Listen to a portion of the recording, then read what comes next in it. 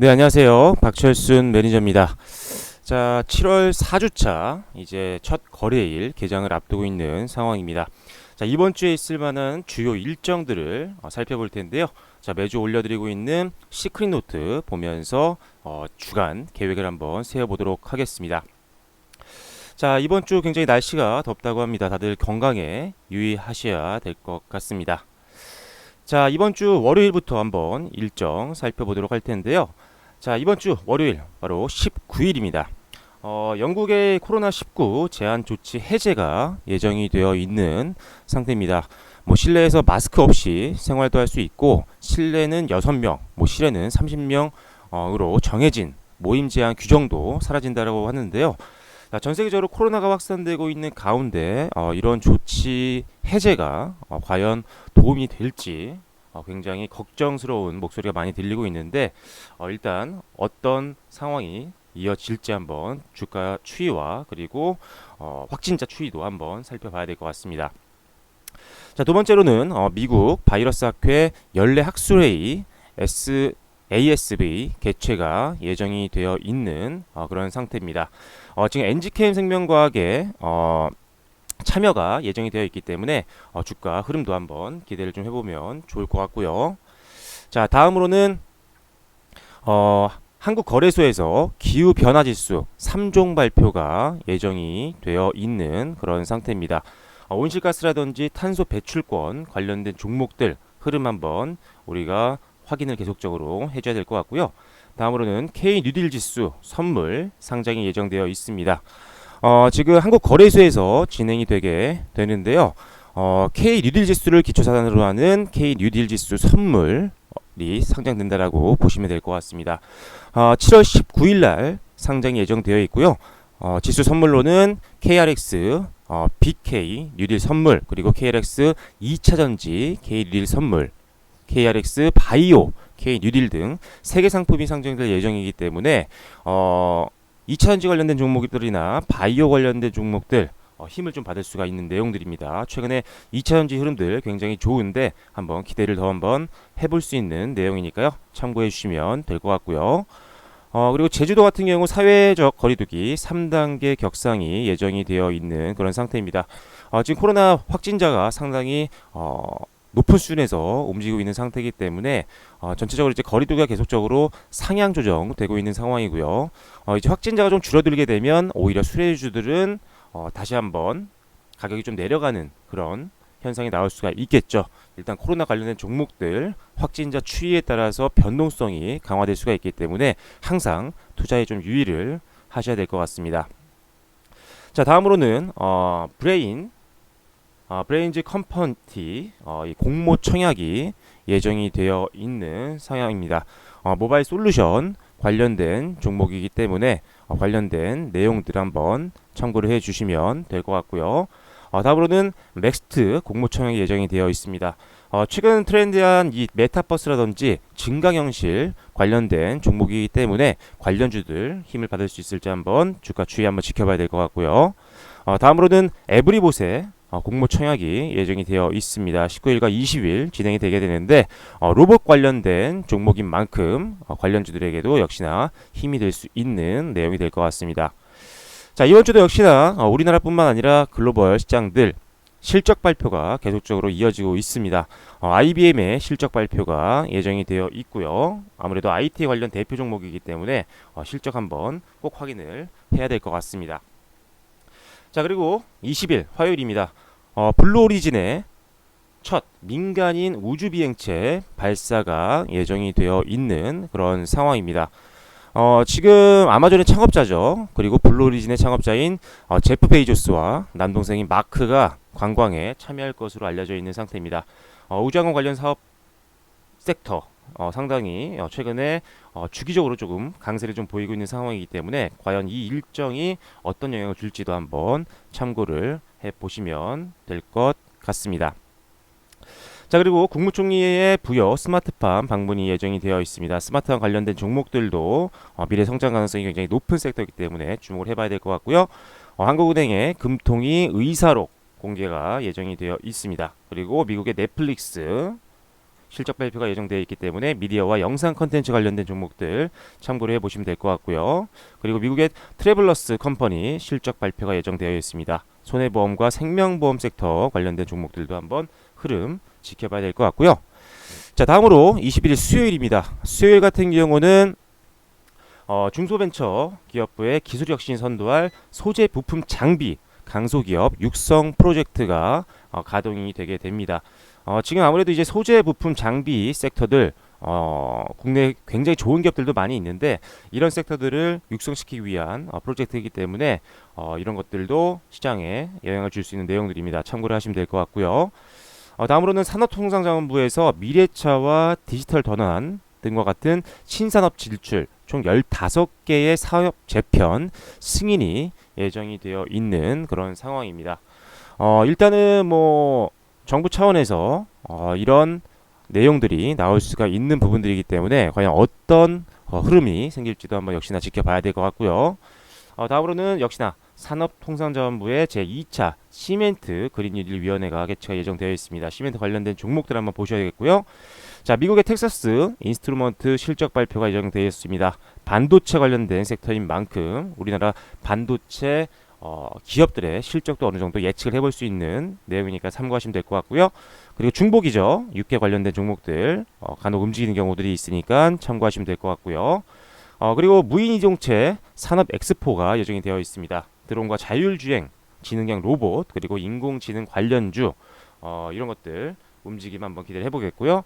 그리고 모더나의 S&P 500 지수 편입이 예정이 되어 있습니다. 코로나 관련된 종목들 중에 모더나 관련된 종목들도 한번 흐름을 유심히 한번 지켜볼 필요가 있을 것 같고요.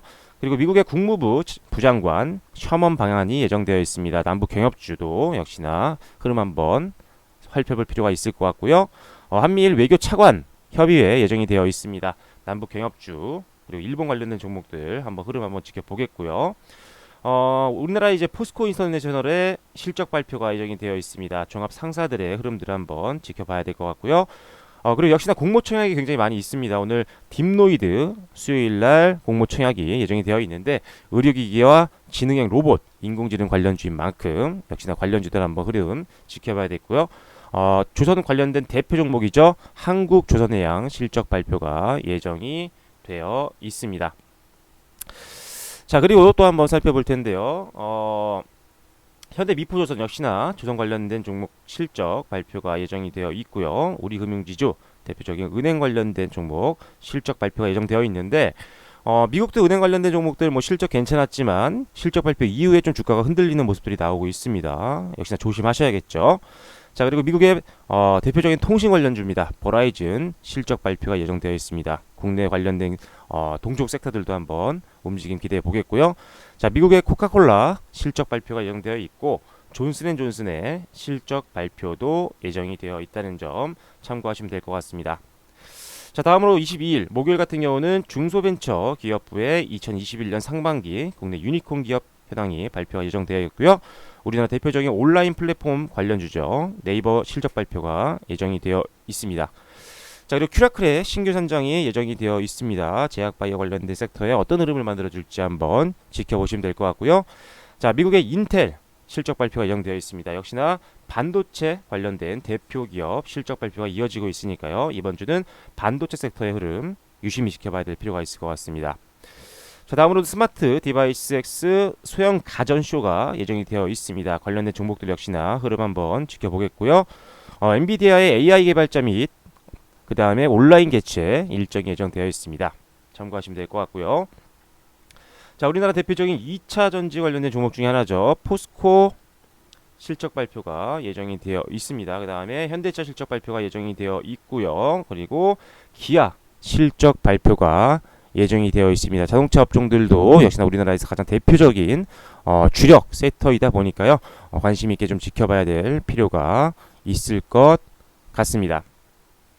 자, 그리고 역시나 전력 설비 관련된 종목이죠. 현대 일렉트릭 실적 발표가 예정이 되어 있다는 점 참고하시면 될 것 같고요.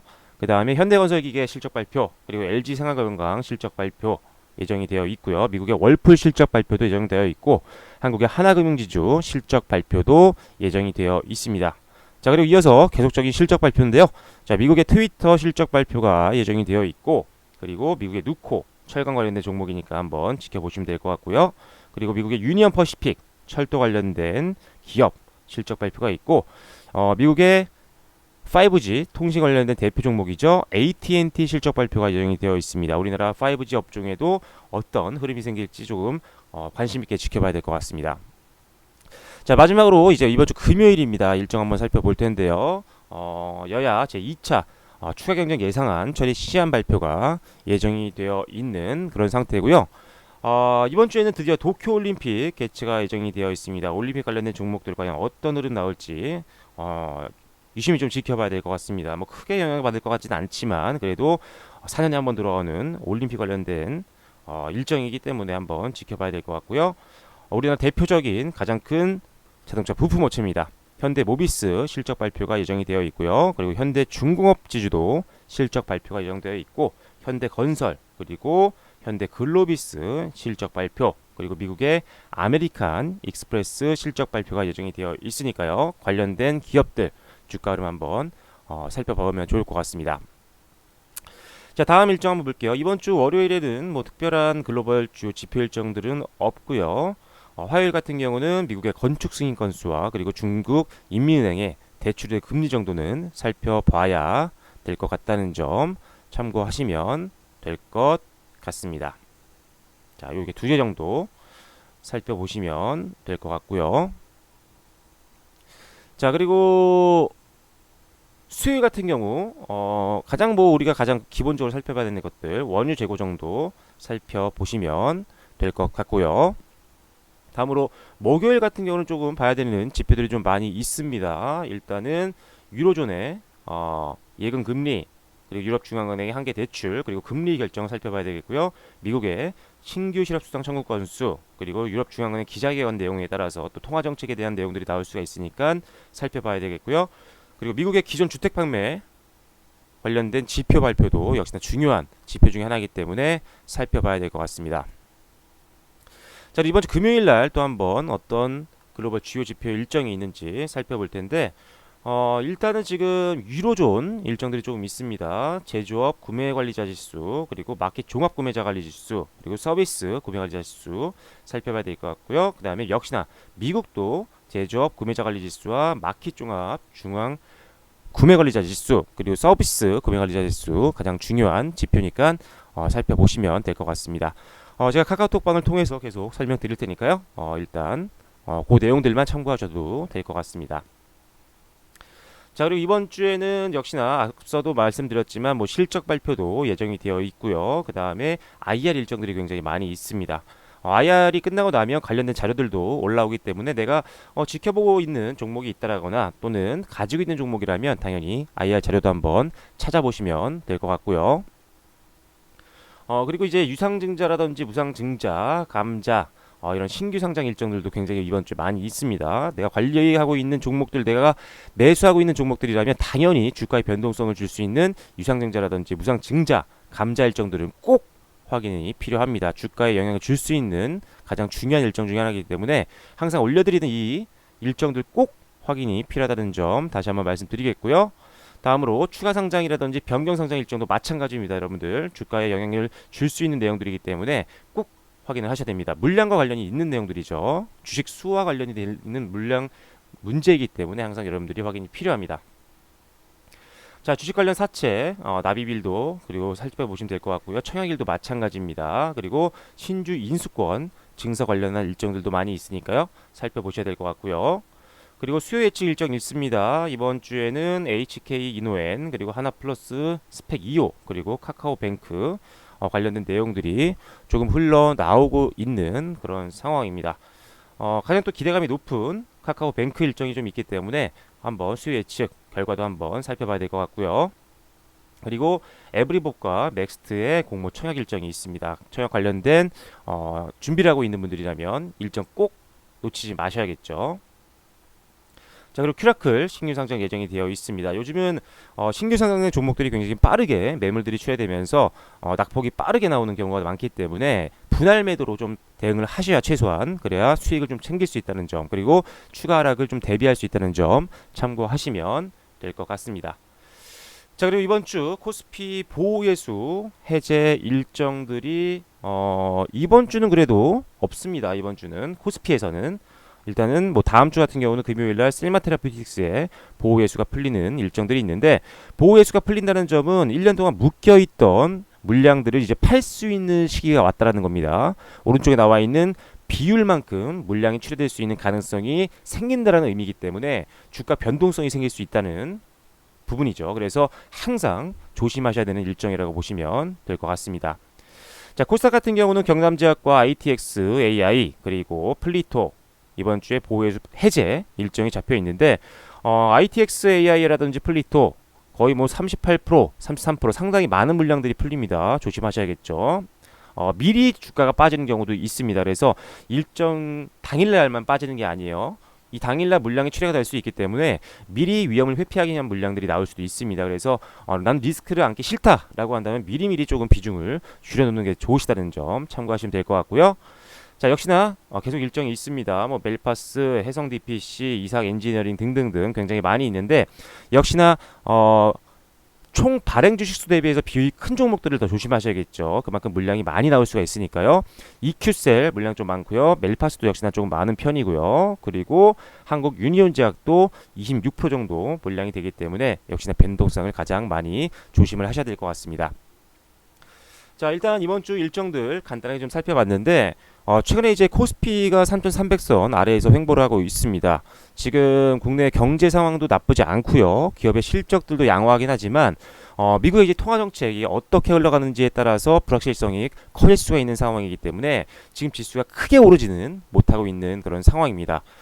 일단 뭐 급락이 나올 것 같은 장은 아직은 아니라고 보여지고, 기업들의 실적이 굉장히 좋지만 시장은 점점 더 2분기 실적도 확인을 하고 있지만 하반기의 실적이 올라갈 만한 기업들에 대한 관심도가 계속적으로 높아지고 있는 상황입니다. 그래서 지금은 지수의 어떤 방향도 물론 봐야 되겠지만 지수의 방향보다는 개별 종목 그리고 유망 섹터들 위주로 좀 보셔야 됩니다. 지금은 뭐 2차전지라든지 반도체 그리고 디스플레이라든지 자동차 업종들이 그나마 하반기에 기대감이 높은 섹터이고요. 그 안에서도 2분기 실적 괜찮으면서 하반기에도 특별한 악재 없이 꾸준하게 실적이 성장할 수 있는 종목들 위주로 선별적인 베팅을 하셔야지만 지수에 혹시 모를 변동성에도 큰 손실 없이 무난한 실적을 달성할 수가 있으니까요. 그리고 주가 추이의 변동성도 좀 줄어들 수가 있기 때문에 안정적인 투자가 가능해지실 겁니다. 그래서 무엇보다 실적 성장이 확인되고 기대되는 종목들 위주로 이번 주도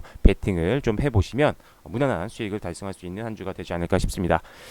자, 이번 주 주간 일정들 살펴봤습니다. 이번 주 좀 날씨가 덥다라고 하는데 다들 건강 유의하시고요. 이번 주도 여러분들 목표하실 수익률 달성하실 수 있는 한 주가 되셨으면 좋겠습니다. 이번 주 주간 일정은 여기서 마무리 짓겠고요. 저는 또 이번 주 무방과 그리고 다른 더 다양한 컨텐츠로 인사드리도록 하겠습니다. 네, 지금까지 매일경제TV 주머니의 박철순 매니저였습니다. 감사합니다.